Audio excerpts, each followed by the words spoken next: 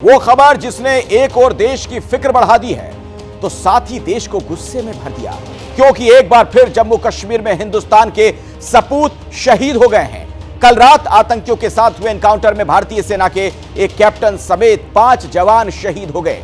आपको बता दें, यह वारदात तब हुई जब उत्तर डोडा में आतंकियों के छिपे होने की खुफिया सूचना के बाद सेना और जम्मू कश्मीर पुलिस का साझा ऑपरेशन चल रहा था।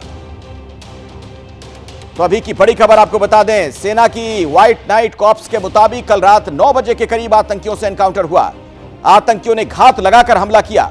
सुरक्षा बलों और आतंकियों के बीच भारी गोलीबारी हुई, जिसमें सेना के एक कैप्टन समेत 5 जवान शहीद हो गए और आतंकी पहाड़ी इलाके का फायदा उठाकर घने जंगलों में छुपने में कामयाब हो गए। उनकी तलाश के लिए अतिरिक्त सैनिकों को स्पॉट पर भेजा गया है। पूरे इलाके में सर्च ऑपरेशन जारी है। ये तस्वीरें आपके सामने, डोडा में आतंकियों से मुठभेड़ और एक कैप्टन समेत हमारे 5 जवान शहीद हो गए। बहुत बड़ा नुकसान, क्षति। जंगलों में सर्च ऑपरेशन जारी है और बाकायदा आसमान से भी निगरानी की जा रही है, क्योंकि वो जो जंगल है आसपास घने जंगल हैं और ऐसे में उसका फायदा उठाते हुए आतंकवादी वहां पर घुस गए हैं। हेलीकॉप्टर से बाकायदा निगरानी की जा रही है। सवाल यह कि आखिर इनका हिसाब कब तक होगा। तो डोडा में आतंकियों के साथ जो मुठभेड़ हुई है उसमें बहुत बड़ा नुकसान, एक कैप्टन समेत हमारे 5 जवान शहीद हो गए। सर्च ऑपरेशन लगातार जारी है, चप्पे चप्पे को खंगाला जा रहा है। सुरक्षा बलों ने आसपास के तमाम इलाकों को अपने कब्जे में ले लिया है। सघन जांच पड़ताल जारी है और आप देख रहे हैं आसमान में उड़ता हुआ हेलीकॉप्टर भी आपको नजर आ रहा होगा। हेलीकॉप्टर के जरिए भी निगरानी की जा रही है कि ये दहशतगर्द कहीं भागने में कामयाब ना हो जाएं।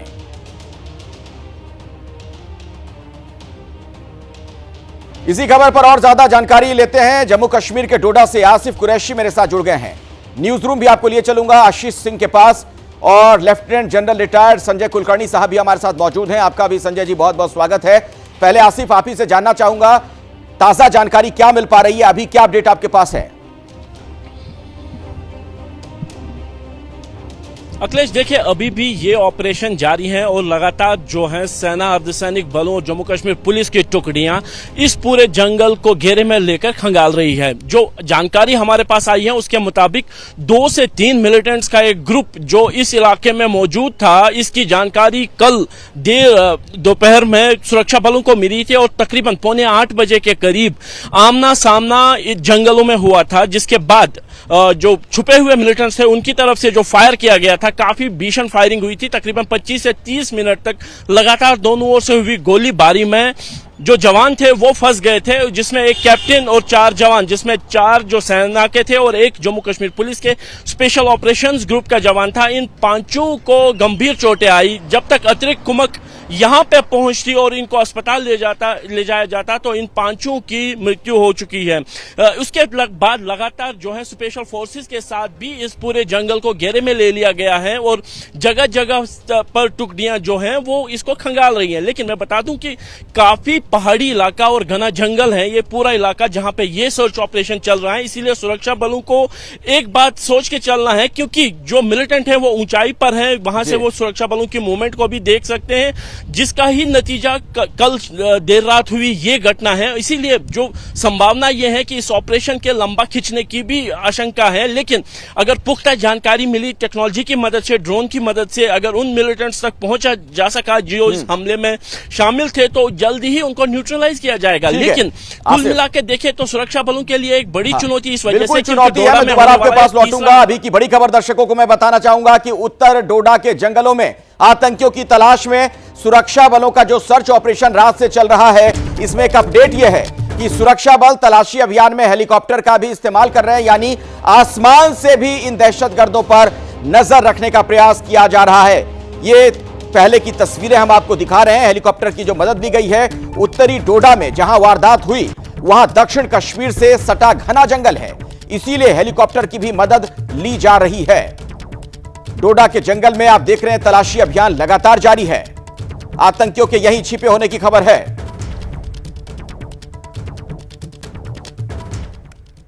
तो डोडा में क्या हुआ यह विस्तार से पहले मैं आपको बता देता हूं, उसके बाद अपने सहयोगियों के पास भी चलेंगे, हमारे साथ एक्सपर्ट्स हैं उनसे बातचीत भी करेंगे। ये देखिए उत्तरी डोडा में आतंकियों के छिपे होने की खबर थी।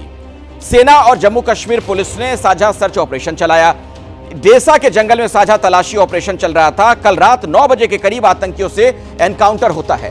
सुरक्षा बलों और आतंकियों के बीच भारी गोलीबारी होती है। सेना के एक कैप्टन समेत 5 जवान शहीद हो गए। ये बहुत बड़ा नुकसान हमारे लिए। दक्षिण कश्मीर से सटे जंगल में यह वारदात हुई है और अब हेलीकॉप्टर से सर्च ऑपरेशन जारी है, जिसकी तस्वीरें भी हम आपको दिखा रहे थे। वहां पर चप्पे चप्पे को खंगाला जा रहा है। अब आइए मैं आपको आशीष के पास लिए चलता हूं। न्यूज रूम से मेरे सहयोगी मौजूद हैं। आशीष, क्या ये जो भौगोलिक स्थिति वहां पर है, जो घना जंगल है, ये एक बड़ी वजह है कि आतंकवादी दहशतगर्द भागने में कामयाब हो गए छिपे हुए जंगलों में?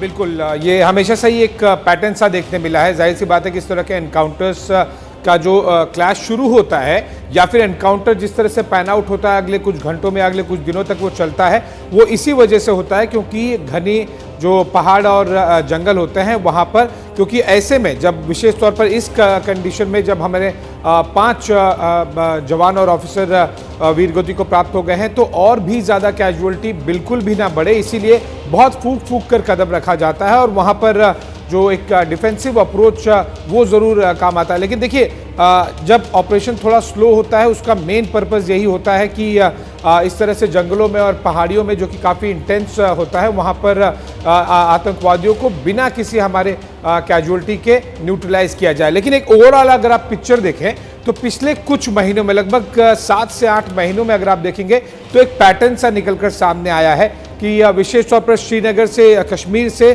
थोड़ा सा जम्मू की तरफ ये इंटेंसिटी है वो अटैक्स की बढ़ गई है। वो इसलिए क्योंकि 370 की सफलता के बाद में अब फोकस टेरर लॉन्च पैड्स का जम्मू या फिर उसके आसपास के इलाकों में ज़्यादा हो गया है। दूसरा, अभी 3 हफ्ते ही नहीं हुए हैं कि पाकिस्तानी आर्मी का बजट, ऐसे में जब पाकिस्तानी लोगों को रोटी और नमक के लाले हैं 15% बढ़ाया गया, उनका जो डिफेंस बजट है वो बढ़ाया गया। ये आप रिजल्ट देख रहे हैं कि किस तरह से अगर पाकिस्तानी आर्मी का बजट बढ़ाया गया तो वो तो लड़ने आ नहीं रहे हैं, वो आतंकवादी ग्रुप्स पे उसका एक्सपेंडिचर बढ़ा रहे हैं। बिल्कुल, तो खाने के लिए पाकिस्तान के पास अन्न नहीं है, लेकिन आप देखिए किस तरीके से वो बदले की आग में जल रहा है, जिस आग में वो खुद अब एक तरीके से जलता जा रहा है। डोडा एनकाउंटर को लेकर रक्षा मंत्री राजनाथ सिंह ने army chief general Upendra Dwivedi से बातचीत भी की है। डोडा में चल रहे ऑपरेशन की पूरी जानकारी ली गई है। आतंकी घटनाओं को लेकर सख्ती से पेश आने की बात कही गई है। आर्मी चीफ को राजनाथ सिंह ने फोन किया है और नीरज पांडे इसी खबर पर और विस्तार से आप तक जानकारी पहुंचाने वाले हैं। नीरज। अखिलेश, बिल्कुल मैं आपको बता दूं, इस समय की सबसे बड़ी जानकारी यही है कि रक्षा मंत्री राजनाथ सिंह ने जनरल उपेंद्र द्विवेदी को फ़ोन किया, उनसे पूरे मसले की जानकारी ली और जानकारी के बाद उनको ये भी कहा कि किसी भी तरह से आतंकियों और आतंकवादी संगठनों के खिलाफ कोई ढील न बरती जाए, उनके खिलाफ सख्त कार्रवाई की जाए। सेना के जवानों को बिल्कुल मुस्तैद किया है और कहा है कि हम उनके साथ हैं और किसी भी हद पर जाकर आतंकियों को मुंहतोड़ जवाब देने के लिए सेना तैयार है। तो ये बात आज सुबह जनरल द्विवेदी से रक्षा मंत्री राजनाथ सिंह की बात हुई है। चूँकि वे हेल्थ कारणों से अभी फ़िलहाल अपने आवास पर हैं, अभी ऑफिस उन्होंने ज्वाइन नहीं किया है, लेकिन जो जानकारी मेरी है कि सुबह सुबह आज जब ये घटना की जानकारी रक्षा मंत्री के पास पहुंची और रक्षा मंत्री ने तुरंत जनरल उपेंद्र द्विवेदी से बात की फ़ोन पर और पूरे मसले की जानकारी भी ली और उन्हें सख्त निर्देश दिया कि किसी भी तरह से ढील बरती न जाए, उनके खिलाफ एक सघन अभियान चलाकर कार्रवाई की जाए। जी अखिलेश। नीरज, मैं आपके पास दोबारा लौटूंगा, हमारे साथ तमाम हमारे सहयोगी जुड़े रहेंगे, लेकिन पिछले 1 महीने में बड़ी आतंकी वारदात की अगर मैं बात करूं तो वो घटनाएं भी आपके सामने रखना चाहता हूं, जिस पर आगे हम डिफेंस एक्सपर्ट से इस पर कमेंट भी लेंगे। 15 जुलाई 2024 डोडा हमले में 5 जवान शहीद हो गए। ये घटना जो है वो तो हम आपको उसके बारे में बता ही रहे हैं। 8 जुलाई 2024 की भी मैं बात करूंगा। ये देखिए, ये जिस पर अभी हम बातचीत कर रहे थे, हमारे एक कैप्टन और 5 जवान शहीद हो गए, जो कि एक अपूर्णीय क्षति है हमारे लिए। ये 15 जुलाई 2024 की घटना। 8 जुलाई 2024 को क्या हुआ था? कठुआ में सैन्य काफिले पर हमला किया गया, 5 जवान हमारे शहीद हो गए थे इसमें। 7 जुलाई 2024 राजौरी में सेना के कैंप पर हमला किया गया, 1 जवान उसमें जख्मी हो जाता है, घायल हो जाता है। इसके अलावा 26 जून 2024 की घटना देखिए, डोडा एनकाउंटर में 3 आतंकवादियों को मारा गया था, तब एक बड़ी कामयाबी हमारे सुरक्षा बलों को मिली थी। 11 जून 2024 कठुआ और डोडा में 3 एनकाउंटर, उस वक्त भी हमारे 1 जवान शहीद हो गए थे। ये 11 जून की बात कह रहा हूं मैं आपके सामने। 9 जून 2024 रियासी में बस पर आतंकी हमला किया गया था, 9 लोग मारे गए थे। वो तस्वीरें आप लोगों ने भी देखी थी, किस तरीके से उन तस्वीरों ने हर किसी को रुला कर रख दिया था। वो 9 जून की घटना जिसने कई सवाल खड़े किए थे सुरक्षा इंतजामों पर भी एक तरीके से। मैं आपको लिए चलता हूं कुलकर्णी साहब के पास, हमारे साथ रक्षा विशेषज्ञ भी जुड़े हुए हैं। सर, ये हाल के दिनों में जो घटनाएं हम देख रहे हैं बढ़ रही हैं, जो मैं आंकड़े भी रख रहा था दर्शकों के सामने, ये पैटर्न आखिर क्या कहता है? इसमें कुछ कोई बड़ी तस्वीर आप देखते हैं, कोई बिग पिक्चर? पहले तो बहुत दुर्भाग्यपूर्ण की इस तरह की घटना डोडा में हुई और हमारे एक कप्तान और 4 जवान में शहीद हो गए। लेकिन ये जो आप पैटर्न की बात कर रहे हैं, इसमें कोई शक नहीं कि पिछले चंद एक महीनों में जो पाकिस्तान का फोकस है वो जम्मू डिवीजन के ऊपर है, जिसमें शामिल अपना कठुआ, अपना डोडा, किश्तवाड़, ये राजौरी, रियासी, ये जो इलाके हैं इनमें ज्यादा है। खासकर क्योंकि हम अगर देखें तो घाटी में जिस प्रकार से एंटी इंसर्जेंसी ग्रिड है, जिस प्रकार से उसके ऊपर पूरी पकड़ है, तो पाकिस्तान को कामयाबी नहीं मिल रही है।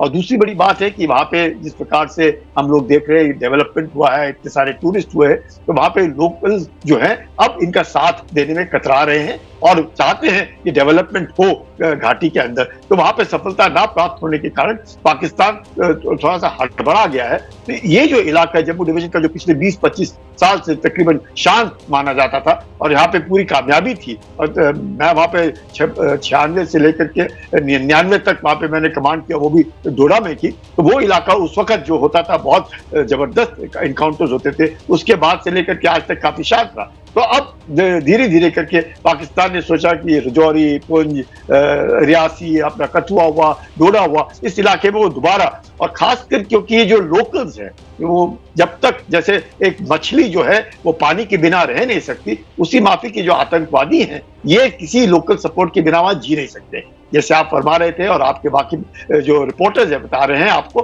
कि ये जो है वहां का जो इलाका है बहुत घना जंगलात इलाका है, बहुत मुश्किल है, ऊंची ऊंची पहाड़ियां हैं, वहां पे आसान नहीं है। घात लगाना बहुत आसान है मिलिटेंट्स को, और वो घात लगाना तब आसान है जब वहां पे लोकल सपोर्ट हो। वहां के जंगलात ऐसे नहीं है कि आप जंगलात पे जाके रात भर सो सकते हैं या खाना खा सकते हैं, जब तक कि आपको वहां के जो निवासी हैं वो उनको खाना ना खिलाएं या वो उनको मदद ना करें। आप सही कह रहे हैं संजय कुलकर्णी साहब, लेकिन देखिए ये बात कितनी हैरान करने वाली है कि जिस पाकिस्तान के पास खाने के लिए अन्न नहीं है, भुखमरी की कगार पर है, अभी भी बदले की आग में जल रहा है। आप सोचिए जरा, पूरा फोकस इस चीज पर कि कैसे हिंदुस्तान में वो तबाही मचाए, अपने देश की चिंता नहीं है उसे। बहुत बहुत धन्यवाद कुलकर्णी साहब हमारे साथ जुड़ने के लिए। आशीष भी हमारे साथ जुड़े हुए थे, नीरज पांडे भी थे, आसिफ कुरैशी भी हमारे साथ मौजूद थे। आज सभी का बहुत बहुत शुक्रिया। बिहार से आ रही इस वक्त की बड़ी खबर मैं आपको बता दूं, वीआईपी पार्टी के मुखिया और पूर्व मंत्री मुकेश सहनी के पिता की हत्या कर दी गई है। दरभंगा के बिरौल इलाके के घर में घुसकर मुकेश सहनी के पिता जीतन सहनी की हत्या कर दी गई। जीतन सहनी पर धारदार हथियार से हमला किया गया, घर में घुसकर इस हत्याकांड को अंजाम दिया गया है। अभी तक यह खुलासा नहीं हो पाया कि हत्या के पीछे कौन है, इसके पीछे मकसद क्या है। हत्या की जांच के लिए एसआईटी का गठन कर दिया गया है। तो बहुत ही सनसनीखेज ये घटना। पूर्व मंत्री मुकेश सहनी जी के पिताजी जीवत सहनी जी, जीतन सहनी जी की जो है वो हत्या की गई है। घटनास्थल का मुआयना किया गया है, देखा गया है, उसमें प्राइमा फेसिया जो दिखता है उसमें लगता है कि कोई चोरी के नियत से आया है घर में, और उसमें ऑब्स्टेन किया गया है इनके द्वारा, उसमें जो है गंभीर रूप से घायल करते हुए इनकी हत्या हुई।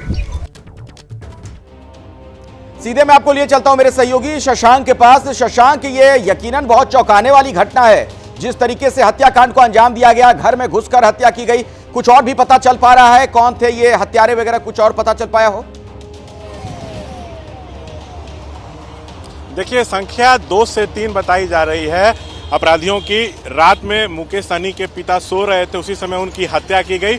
पुलिस को शक है कि चोरी का विरोध करने पर हत्या कर दी गई है। और आपको बता दें, एसआईटी का गठन हुआ है और देहात एसपी के नेतृत्व में जांच जो है वो शुरू हो गई है। मुकेश सहनी मुंबई में है, वो दरभंगा पहुंचने वाले हैं। मुकेश सहनी 2 भाई 1 बहन है, दोनों बाहर रहते हैं, बहन भी मुंबई में रहती हैं, और पिता रात में घर पर अकेले थे। मुकेश सहनी की मां का भी 8 वर्ष पहले जो है वो निधन हो गया है। तो पुलिस जांच में जो है वो जुट गई है। लेकिन ये जो दावा किया जाता है कि सुशासन की सरकार है, तो उसकी पोल जरूर खुल रही है, कानून व्यवस्था पे जरूर सवाल उठ रहे हैं। जी बिल्कुल, और आरजेडी तो इसे महाजंगल राज अब कह रही है। आगे इस पर मैं आपसे बात करूंगा। बिहार में पूर्व मंत्री मुकेश सहनी के पिता की हत्या को लेकर राजनीति भी गर्म है। नीतीश बीजेपी की सरकार विपक्ष के निशाने पर है। आरजेडी के प्रवक्ता मृत्युंजय तिवारी का कहना है कि बिहार में महाजंगल राज है, पूर्व मंत्री के पिता भी सुरक्षित नहीं। आरजेडी के निशाने पर नीतीश बीजेपी सरकार। तो जंगल राज जो आरजेडी सरकार के लिए कहा करती थी बीजेपी या फिर नीतीश कुमार की पार्टी के लोग कहा करते थे, अब देखिए कैसे दूसरी तरफ से यह हमला किया जा रहा है उसी शब्द के जरिए। आरजेडी के निशाने पर नीतीश सरकार, बीजेपी सरकार। तो बिहार में जंगल राज कायम है, यह आरजेडी कह रही है। आज सुबह बिहार से एक अत्यंत ही दुखद और मर्माहत करने वाला खबर सामने आया है। दरभंगा में श्री मुकेश सहनी जी, जो बिहार सरकार के माननीय पूर्व मंत्री रहे हैं, उनके पिता की हत्या कर दी गई है। ये अत्यंत ही दुखद है और इससे हम लोग मर्माहत हैं। लेकिन शासन और प्रशासन में बैठे हुए लोगों को जवाब देना पड़ेगा। अब जनता शांत नहीं बैठेगी। जब राजनेता के परिवार सुरक्षित नहीं है तो आम लोग तो भगवान भरोसे हैं। बिहार में अपराधी राज कायम हो गया है, अपराधियों का तांडव हो रहा है। और ये जंगल राज का राग अलापने वाले बीजेपी के लोग और एनडीए के लोग अब चुप क्यों हैं? आदरणीय प्रधानमंत्री जी, आदरणीय मुख्यमंत्री जी को जवाब देना चाहिए। ये महाजंगल राज, अपराधी राज बिहार में कायम हो गया है। बिहार के एक राजनीतिक नेता हैं, अगर उनके पिता की हत्या हुई है, ये मैं दुख जताता हूं और इतना जरूर कहूंगा कि अपराधी बच नहीं पाएगा और राज्य सरकार इसके प्रति गंभीर है, जैसा कि मुझे बताया गया है। मैंने भी जब जानकारी ली तो मुझे बताया गया है सरकार गंभीर होकर के अपराधियों को नहीं बख्शने का संकल्पित है। तो गिरिराज सिंह के यह कहने से कि अपराधी बच नहीं पाएगा, जिनकी हत्या हुई क्या वो जिंदा हो जाएंगे? सवाल यह है कि बिहार में कानून व्यवस्था का यह हाल क्यों होता जा रहा है? और ऐसे में आरजेडी अब यह कह रही है कि अभी जंगल राज है, यानी नीतीश कुमार और बीजेपी का जब शासन है तब जंगल राज है।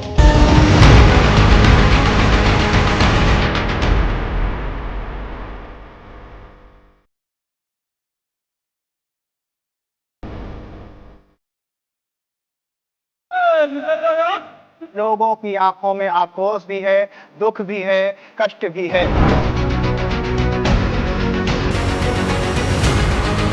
कोई कार्रवाई नहीं हुई, कोई प्रशासन की तरफ।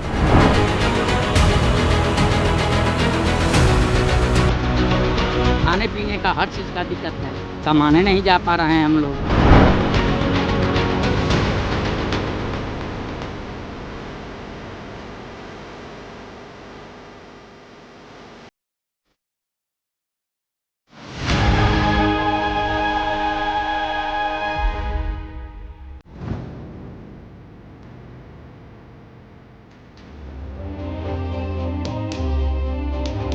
लगातार हो रही बारिश ने देश के बड़े हिस्से को डुबो दिया है। भारी बारिश के कारण उत्तर प्रदेश हो, बिहार हो, कई जिले बाढ़ की चपेट में आ चुके हैं और नेपाल से पानी छोड़े जाने के कारण बिहार और उत्तर प्रदेश के पूर्वांचल में हालात बहुत ज्यादा खराब हैं। असम में 25 से ज्यादा जिले अब भी बाढ़ का कहर झेल रहे हैं। आपके सामने ये जो तमाम तस्वीरें हैं, गौर से देखिए। असम में कई जगहों पर ब्रह्मपुत्र समेत दूसरी नदियां खतरे के निशान से ऊपर बह रही हैं। लाखों लोग राहत शिविरों में हैं। भारी बारिश के बाद महाराष्ट्र और गुजरात के कई इलाके भी बाढ़ की चपेट में आ चुके हैं। आपके सामने ये तस्वीर है उत्तर प्रदेश से लेकर बिहार, असम और महाराष्ट्र में किस तरीके के हालात है अभी, उसका अंदाजा आप लगा सकते हैं। उत्तर प्रदेश में गंगा, गोमती और घाघरा नदी का जलस्तर लगातार बढ़ रहा है। रामगंगा, गर्रा, खनौत, राप्ती, बूढ़ी राप्ती, कानो, शारदा, ये तमाम जो नदियां हैं वो खतरे के निशान से लगातार ऊपर बह रही हैं। सिद्धार्थनगर हो, गोरखपुर, बहराइच, सीतापुर, लखीमपुर खीरी, बस्ती, उत्तर प्रदेश के लगभग 20 जिले, करीब 1600 गांव यहां के वो बाढ़ की चपेट में हैं। यूपी के करीब 15 लाख लोग अभी बाढ़ से प्रभावित हो चुके हैं। बाढ़ के कारण यूपी में लाखों एकड़ की फसल बर्बाद हो गई। कई इलाकों में राहत और बचाव का काम चल रहा है। नेपाल में लगातार हो रही बारिश को देखते हुए पूर्वांचल के जिलों में अतिरिक्त सतर्कता बरती जा रही है। और अभी की एक बड़ी खबर आपको बता दें, यूपी में बाढ़ राहत और बचाव को लेकर सीएम योगी अब एक्शन में है। सीएम योगी ने अधिकारियों के साथ एक बैठक की है, समीक्षा बैठक। सीएम ने अधिकारियों को अलर्ट मोड पर रहने के निर्देश दिए हैं। यूपी में बाढ़ के हालात और राहत और बचाव के कार्यों की समीक्षा के लिए सीएम योगी ने यह बैठक की है। सीएम योगी ने नदियों के जलस्तर और बांधों की 24 घंटे मॉनिटरिंग के निर्देश दिए हैं संबंधित विभागों को। प्रभावित जिलों में एनडीआरएफ, एसडीआरएफ और आपदा प्रबंधन टीमों को 24 घंटे एक्टिव मोड में रहने के लिए कहा गया है, तैयार रहने के लिए कहा गया है। और बाढ़ पीड़ितों को 24 घंटे में सहायता राशि मुहैया कराने का निर्देश भी शासन की तरफ से दिया गया है। लाखों लोग बाढ़ से जो प्रभावित हुए हैं, उसी के मद्देनजर मुख्यमंत्री योगी आदित्यनाथ ने यह बड़ी बैठक ली है, समीक्षा बैठक, और आवश्यक दिशा निर्देश भी दिए गए अधिकारियों को ताकि जल्द से जल्द बाढ़ से निपटने की जो तैयारियां हैं वो की जा सकें। लाखों लोग प्रभावित हुए हैं। आइए मैं सीधे आपको गोरखपुर लिए चलता हूं, चूंकि पूर्वांचल का हिस्सा बहुत ज्यादा इस वक्त अस्त व्यस्त नजर आ रहा है। दिव्यांकर वहीं पर मौजूद है, मेरे सहयोगी। दिव्यांकर, क्या स्थिति है वहां पर, क्या अपडेट और आपके पास? जी बिल्कुल अखिलेश, देखिए जिस तरह से भयावह तस्वीरें यूपी के कई जिलों में है, उसी तरह की इस तस्वीरें फिलहाल गोरखपुर में बनी हुई है। मेरे ठीक पीछे की अगर आपको तस्वीर दिखाएं तो ये उत्तरी कोलिया गांव है और यहाँ पर तकरीबन 1500 से 2000 की जो आबादी है वो रहती है और पूरा जो ये एरिया है वो पूरी तरह से डूबा हुआ है। लोग किस तरह से यहाँ पर जो इस गांव के अंदर जा रहे हैं उसकी आपको एक झलक दिखाना चाहेंगे। किस तरह से काफ़ी ज़्यादा पानी जो है वो भरा हुआ है। और इसके साथ साथ अगर बात करें तो डोमिन पुल पर जब राप्ती और रोहिन नदी का जब संगम होता है तो उसके बाद बाढ़ का जो फ्लो है वो अचानक से बढ़ जाता है और कई सारे गांव जो है वो प्रभावित होते हैं। तो साफ तौर से अब तक 48 गांव में गोरखपुर के पानी भर गया है और 8 से 10 गांव जो है उनका संपर्क भी टूट गया। वहीं अगर हम जहाँ पर है इसके सड़क के दूसरे पार की अगर आपको तस्वीर दिखाएं तो वो काफ़ी ज़्यादा आपको भयावह नजर आएगी। किस तरह का मंजर यहाँ पर आपको नजर आएगा, हम थोड़ा सा आगे चल के आपको दिखाना चाहेंगे कि जो पूरा ये इलाका है हर ओर आपको ऐसा लगेगा कि नदी कोई बह रही है, लेकिन ये नदी नहीं है। तमाम जो यहाँ पर गांव थे, कई सारे गांव यहाँ पर थे और वो सब में पानी भर गया है। काफ़ी ज़्यादा अस्त व्यस्त जो जनजीवन है वो हो गया है लोगों का। इसके साथ साथ अगर मेरे कैमरा पर्सन मेहरबान जी आपको दिखाएंगे, मेरी बाईं ओर अगर जितने भी आप यहाँ पर नजर आएगा सब लोग पन्नी तानकर या फिर जो कच्चा निर्माण, चूंकि नीचे पानी भर गया था जिसके चलते आप जहां तक आपकी नजर जाएगी वहां तक आपको कच्चे मकान जो है वो बने हुए साफ तौर से नजर आएंगे। तो कुछ इसी तरह से इन लोगों का जीवन जो है वो फिलहाल यहाँ पर काफी ज्यादा अस्त व्यस्त तरीके से चल रहा है। काफी ज्यादा दिक्कतों का जो सामना है वो इन लोगों को करना पड़ रहा है। कुछ यहाँ पर महिलाएं इस बात की दिव्याकर की जल्द से जल्द इन लोगों तक जो तमाम सुविधाएं हैं और सरकार की तरफ से प्रयास किए जा रहे हैं उसका फायदा पहुंचे। उत्तर प्रदेश के सिद्धार्थनगर में राप्ती और बूढ़ी राप्ती नदी ने भीषण तबाही मचाई है। राप्ती और बूढ़ी राप्ती में पानी बढ़ने से कई गांव बाढ़ की चपेट में आ गए। राप्ती और बूढ़ी राप्ती का जलस्तर बढ़ने से 400 से ज्यादा गांव इस वक्त जलमग्न है, जो तस्वीर आपके सामने है। मुंबई के समुंदर किनारे हमारी मौजूदगी बिल्कुल भी नहीं है। हम ऐसा इसलिए कह रहे हैं क्योंकि मेरे ठीक पीछे जो तस्वीर आप देख रहे हैं, ऐसी तस्वीरें आमतौर से मुंबई के समंदर के किनारे की नजर आती हैं। लेकिन हम आपको बताना चाहेंगे कि हमारी मौजूदगी फिलहाल उत्तर प्रदेश के सिद्धार्थनगर जिले में है और इन तस्वीरों को देखकर ऐसा लग रहा होगा आपको कि ये बिल्कुल जो है वो मिनी समुंदर बना हुआ है या फिर झील वाली स्थितियां हो गई हैं। लेकिन इस तस्वीर की वजह से या फिर यूं कहें कि बूढ़ी राप्ती के नदी के कहर की वजह से ऐसी तस्वीरें इस इलाके में हो गई हैं और लोग काफ़ी ज़्यादा परेशानियों से जूझ रहे हैं। हर ओर आपको सिर्फ और सिर्फ पानी ही नज़र आएगा। तकरीबन 20 से 30 गांव जो हैं वो इस बूढ़ी राप्ती नदी के कहर की चपेट में आए हैं और अगर बात करें तो तकरीबन 30,000 के आसपास जो लोग हैं वो इससे प्रभावित हुए हैं। ये जो रास्ता आप मेरी ठीक बाईं ओर आप यहाँ पर देख पाएंगे, रामनगर का ये बिरुआ नाला पुल है और ये जो पुल बन रहा था ये भी प्रभावित हुआ है। और इसके साथ साथ अगर बात करें तो आगे ये रास्ता बढ़नी की ओर जाता है। बस्ती बढ़नी रूट जो है वो यही रास्ता है। और कहीं ना कहीं जब ये बूढ़ी राप्ती का पानी यहाँ पर पहुँचा तो उसने इस रास्ते को प्रभावित किया, जिसके चलते मेरे दाहिनी ओर आप देख पाएंगे कि किस तरह से ये जो रास्ता है वो प्रभावित हुआ है। और पूरे रास्ते पर पानी ही पानी साफ तौर से नज़र आ रहा है, जिसके चलते लोगों को काफ़ी ज़्यादा परेशानी हो रही है। और लोग किस तरह से बोट का सहारा ले रहे हैं उसकी भी तस्वीर आपको यहाँ पर साफ तौर से नज़र आएगी। सिद्धार्थनगर में तो हालात ऐसे हैं, घरों में पानी भरने के बाद लोगों ने बचने के लिए छत पर ही ठिकाना बना लिया। कच्चे मकान पूरी तरह से डूब चुके हैं। बाढ़ पीड़ितों को अब मदद का इंतजार है। सिद्धार्थनगर के खैरी गांव में हमारी मौजूदगी है और लगातार 10 दिनों से जो स्थिति है और जिस हाल में ये गांव वाले रह रहे हैं उसकी हम आपको तस्वीर दिखाते हैं। राप्ती नदी का जल स्तर कुछ इसी तरह लगातार बना हुआ है।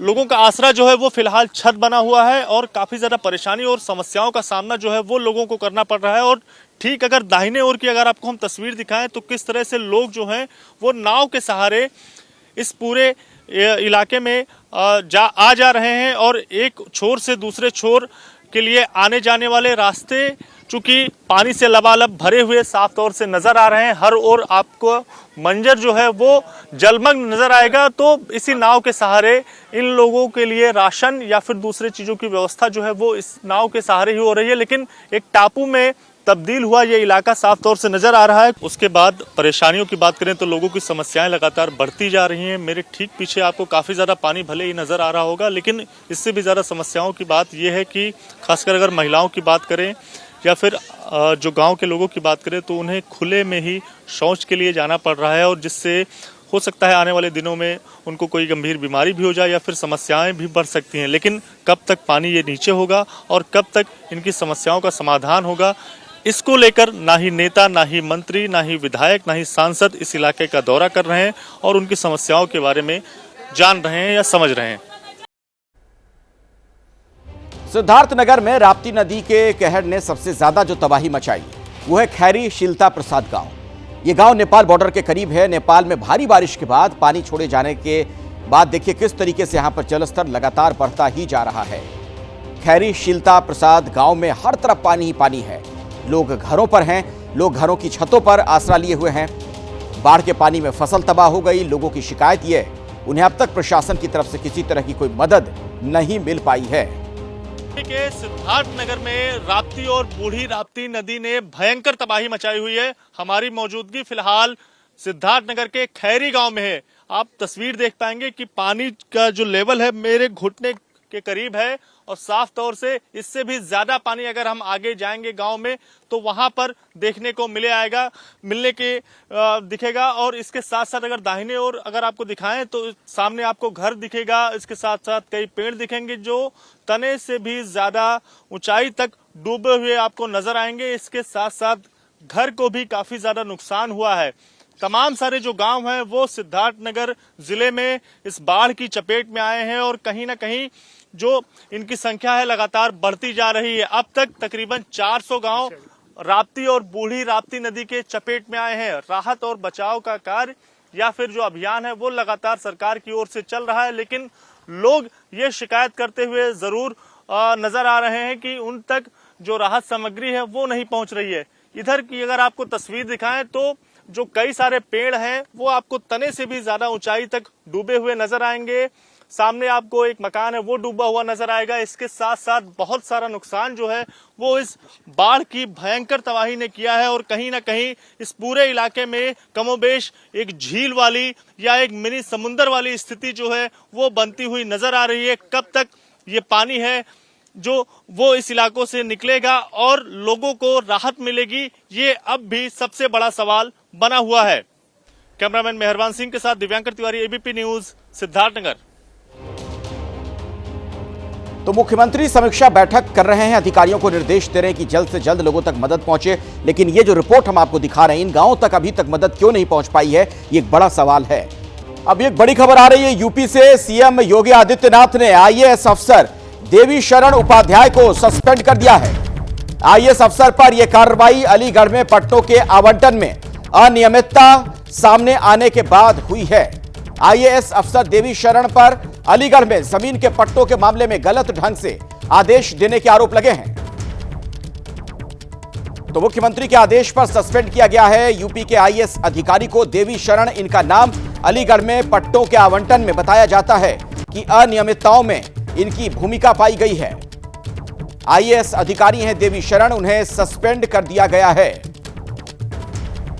तो मुख्यमंत्री के आदेश पर निलंबित किया गया इस अधिकारी को। पट्टा आवंटन मामले में गड़बड़ी के आरोप लगे हैं। आरोप यह भी लगा है कि इन्होंने गलत आदेश दिए, यानी अनियमितताएं बरती गई हैं।